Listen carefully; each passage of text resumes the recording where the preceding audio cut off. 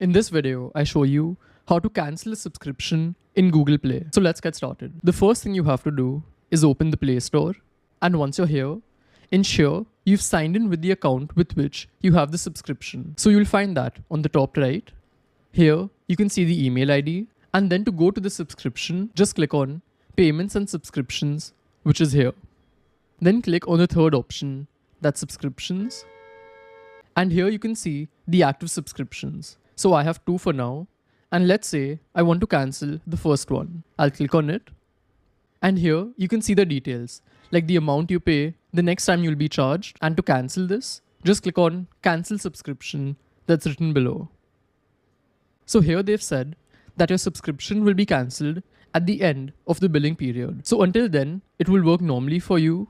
And after that, you won't be charged anymore. Then they've also asked for a reason. So just click on this box and select one option and then click on Cancel Subscription that's written at the bottom right.